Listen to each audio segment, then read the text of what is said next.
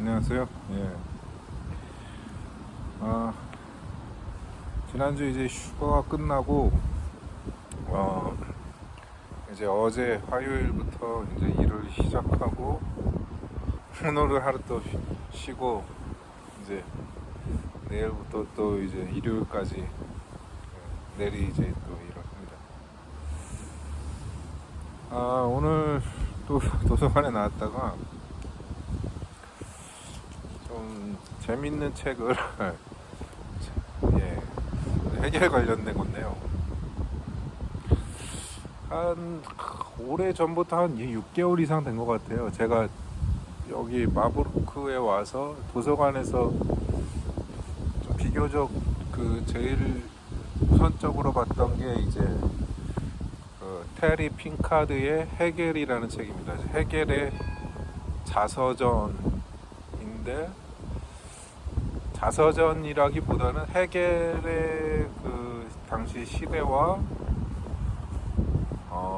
그리고 헤겔의 저작을 중심으로 상당히, 그러니까 그런 역사적이고 그리고 헤겔 저술의 그런 것들을 중심으로 한, 약간 좀 자서전이라고 하기에는 성격이 좀 미묘한 그런 역사 철학, 헤겔 당시 시대의 그런 상황을 잘 담고 있는 그런 책인데, 제가 알기로는 그 책은 이제 한국어로도 번역이 된 걸로 알고 있습니다. 제가 번역본은 보지 못했는데요.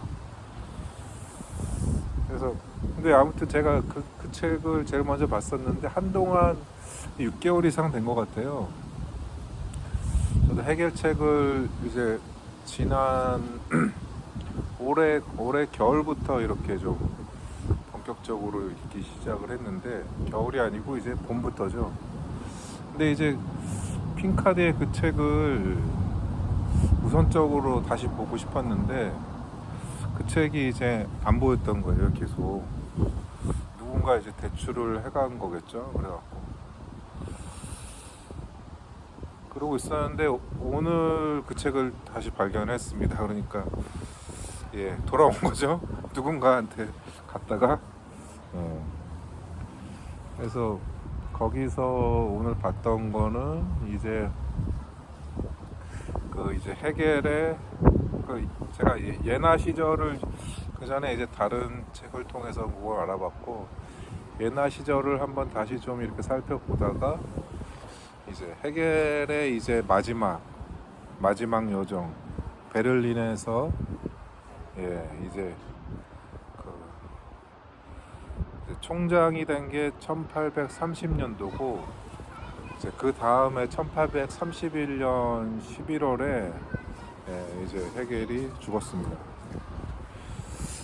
근데 이제 그 과정을 이렇게 이렇게 기술한 마지막 부분은 거의 뭐 그 이제 플라톤의 이제 소크라테스의 그 죽음과 비슷한, 상당히 그 부분은 한 5-6페이지 정도 되는데, 거의 그 부분은 이야기식으로 이렇게 풀어놨더라고요. 근데 다른 부분들은 그런 일화나 이야기는 상당히 축소돼 있고, 상당히 뭐 당시의 역사적인 배경이나 헤겔의 저술 관련된 이런 것만 주로 기술이 되어 있는데, 그 마지막 부분은 상당히 이야기 중심으로 그걸 풀었습니다. 그래갖고 그걸 딱 읽고 나서 좀 기운이 쑥 빠지더라고요. 결국에는 뭐 헤겔도 그렇게 엄청난 그런 그 철학 체계를 만들어 놓은 장본인이지만은 이제 61살에 이제 죽은 거거든요. 거의 이제 헤겔의 사인은 이제 뭐 그 위장염으로 이제 말년에 고생을 했고, 그 당시에 이제 그 콜레라, 핑카드의 해석으로는 이제 헤겔은 콜레라에 감염됐다. 그 콜레라로 인한 그런 우리나라에서도 이제 그 코로나 시절에 많은 분들이 돌아가셨잖아요. 그러니까 뭐 그거는 이제 간염병 외적인 그런 요인도 있지만 아무튼 이제 해겔 같은 경우에는 그거 콜레라와 위장염이 결합돼서 사인이 이제 그런 걸로 이렇게 그 핑카드는 기술을 하고 있습니다. 그래서 보니까 이제 그 전염병의 그 확산 과정, 콜레라의 확산 과정을 설명하는 부분이 좀 약간 이게 좀 특이한 부분이 있는데 이제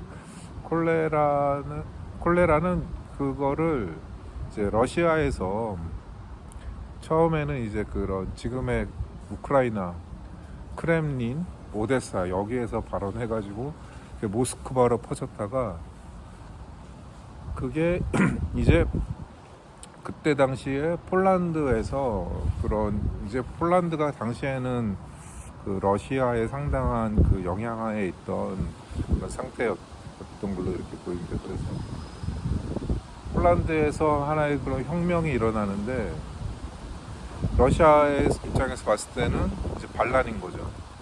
이거를 진압하려고 러시아 군대가 이제 폴란드로 이제 몰려갑니다. 그래갖고 러시아 군대가 그때 오면서 콜레라가 유럽에 창궐하게 됐다는, 특히 이제 유럽의 동쪽 지역, 그러니까 특히 이제 베를린 같은 경우에는 직격탄이었던 거죠.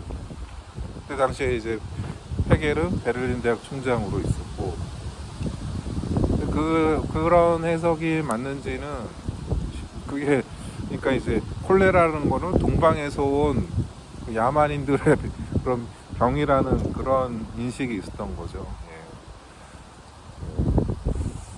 그거는 좀 그런 해석은 뭐 제가 그 부분은 잘 모르니까 근데 좀 논란의 여지가 좀 있지 않나 이런 생각이 들고, 그래서 해겔은 당시에 그때도 이제 보니까 뭐 이제 감염자를 격리하고 뭐 독촉장이나 학교도 이제 문을 닫고 뭐 그런 조치가 베를린에서 시행이 됐고, 근데 아주 강경한 그런 이제 봉쇄는 안 하고 그 정도 선에서 봉쇄를 하면서 사람들은 이제 베를린을 좀 벗어날 수 있는 사람도 벗어나고, 그리고 해겔은 이제 가족은 이제 해겔이 니른베르크에서 이제 결혼을 했잖아요. 그래서 그 부인이 니른베르크의 뭐 하나의 명망가 집안의 뭐 그런 출신인데, 아무튼 부인은 이 베를린을 벗어나자고 니른베르크로 가자고 했는데 해겔은 이제 베를린을 떠나고 싶지 않았던 것 같습니다. 왜냐하면은 그때 이제 모든 누릴 수 있는 그런 총장도 되고 뭐 명망가에 올라섰죠. 그런 베를린을 이제 해겔은 벗어나고 싶지가 않았던 거예요. 그래갖고 고작 갔던 게 이제 그 원래 살던 데는 해겔이 보니까 그때 당시에도 거기가 중심가였던 것 같아요. 브란덴부르크에서 이제 알렉산더 광장으로 가는 그 길 중간에 거기에 집이 있었는데, 그거를 이제 콜레라를 피해서 좀 외곽으로 이주를 했어요. 외곽으로 이주를 했는데 어떻게 보면 거기도 그때 당시에는 거기가 약간 베를린시의 교외 지역이었지만 지금은 이제 그 시가 그 지명은 제가 그거 설명문에 그거 제가 올려놓을게요. 그러니까 한마디로 뭐 종로 정도에 살다가 한 수서 정도로 이사를 간 거예요. 그때 당시에. 근데 지금은 다 이제 중심가였던 거죠. 갔는데 가서 좀 그래도 그나마 뭐 공기가 그때 당시에는 그 정도 거리라도 좋아서 좀 약간 호전되는 것 같았는데, 근데 그때 가을로 접어들면서 이제 학기가 시작되는 거죠. 학기가 시작되는데 그때 이제 법철학 강의를 해겔이 하고 싶어 했어요. 왜냐하면은 그 해겔의 그 하나의 이제 뭐 제자이자 친구인 그 간스라는 사람이 그 강의로, 해겔이 이제 몸이 안 좋으니까, 몸이 안 좋기도 하고 해겔 본인은 그게 이제 법철학 강의였는데, 그것보다는 자신의 관심사를 다른 분야로 뭐 미학이나 뭐 종교나 이런 쪽으로 막 이제 나가고 싶어서 그 강의를 간스한테 넘겼던 거예요.